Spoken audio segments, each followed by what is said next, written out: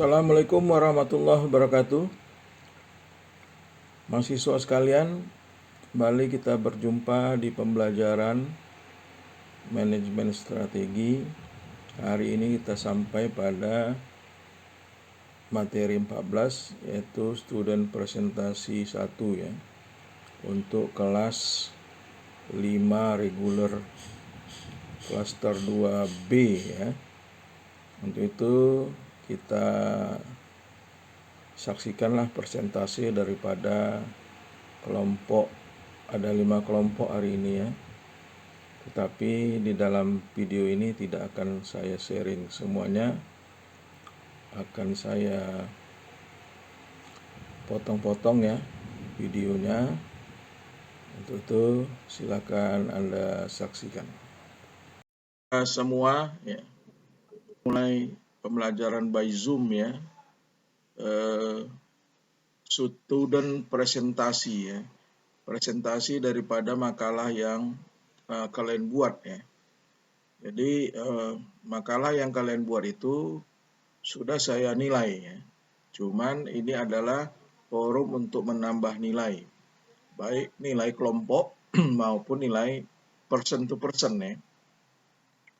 Jadi hari ini adalah kelompok 1 ya.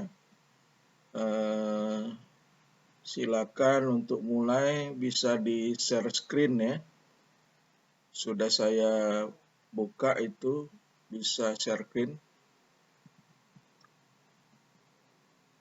Silakan dimulai kelompok 1 untuk mempresentasikan PowerPoint-nya. Boleh nanti di antara kelompok bergantian membacakannya.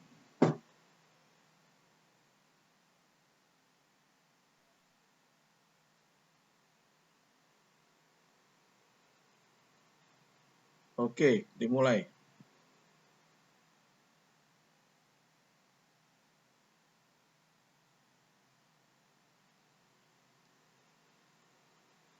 Bisa nampak semua kan PowerPoint-nya kan? Nampak, Pak. Nampak, Pak. Jadi PowerPoint-nya ada berapa slide ini? 5, Pak. Oh, 5. Oke. Dipersingkat aja ya, karena hari ini 5 kelompok ini. Jadi yang penting-penting aja. Oke, baik, Pak. Oke, mulai.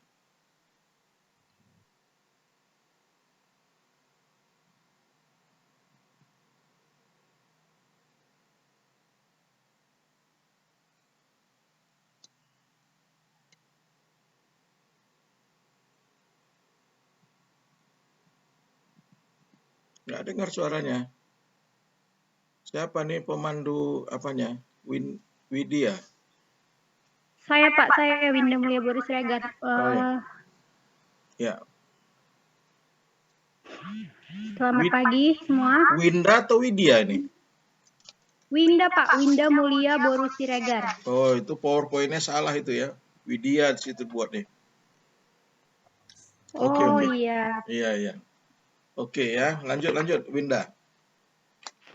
Selamat pagi teman-teman semua. Kami dari kelompok 1 akan mempresentasikan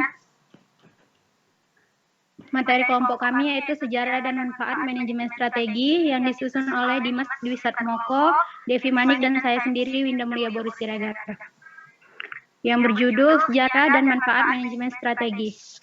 Boleh ke slide selanjutnya, Bang? Latar belakang. Manajemen strategi adalah seni dan ilmu penyusunan, penerapan, dan pengevaluasian keputusan-keputusan lintas fungsional yang dapat memungkinkan suatu perusahaan mencapai sasarannya. Manajemen strategis merupakan aktivitas manajemen tertinggi yang biasanya disusun oleh Dewan Direksi dan dilaksanakan oleh CEO serta tim eksekutif organisasi tersebut. Manajemen strategi memberikan arahan menyeluruh untuk perusahaan dan terkait erat dengan bidang perilaku organisasi. Ini adalah proses yang berkesinambungan dan terus-menerus. Rencana kembali dikunjungi, bahkan mungkin sampai perlu dianggap sebagaimana suatu cairan karena sifatnya yang terus harus dimodifikasi seiring dengan adanya informasi baru telah tersedia. Dia harus digunakan untuk membuat penyesuaian dan revisi. Oke, next. Sejarah manajemen strategi. Sejarah evolusi manajemen strategis dapat ditelusuri kembali ke 400 SM ketika istilah strategia digunakan dalam tentara Yunani untuk menyiaratkan ilmu pengetahuan, seni, dan kualitas menjadi jenderal tentara yang efisien. Awalnya konsep perencanaan jangka panjang digunakan di beberapa perusahaan besar di Amerika Serikat. Dua perusahaan yang dikagumi yang mulai menggunakan perencanaan jangka panjang adalah General Electric Company dan Boston Consulting Group. Konsep manajemen strategis mendapat perhatian dunia pada 1990-an. Mungkin penting untuk disebutkan di sini bahwa perencanaan strategis mencari peningkatan daya tanggap terhadap pasar dan persaingan dengan mencoba berpikir secara strategis. Oke, slide selanjutnya akan dibacakan oleh Bang Dimas. Manfaat manajemen strategi. Dengan menggunakan manajemen strategis sebagai suatu kerangka kerja atau framework untuk menyelesaikan setiap masalah strategis di dalam organisasi, terutama berkaitan dengan persaingan, maka peran manajer diajak untuk berpikir lebih kreatif atau berpikir secara strategis. Pemecahan masalah dengan menghasilkan dan mempertimbangkan lebih banyak alternatif yang dibangun dari suatu analisa yang lebih teliti akan lebih menjanjikan suatu hasil yang menguntungkan.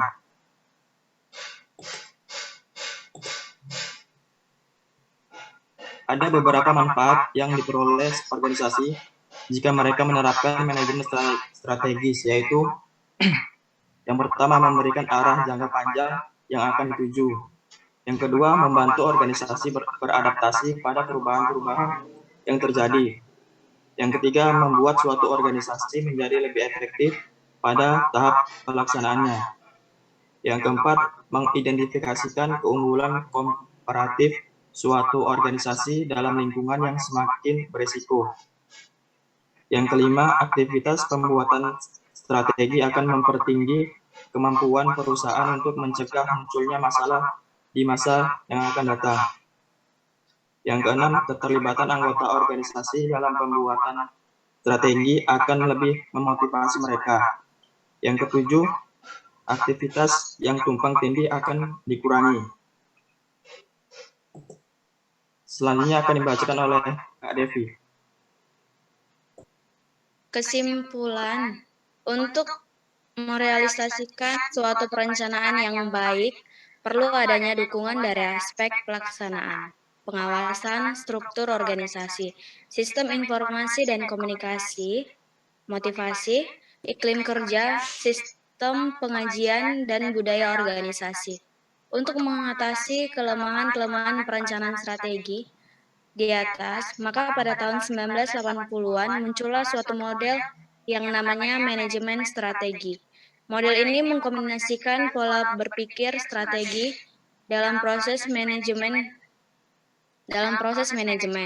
Segala sesuatu yang strategi tidak hanya berhenti pada proses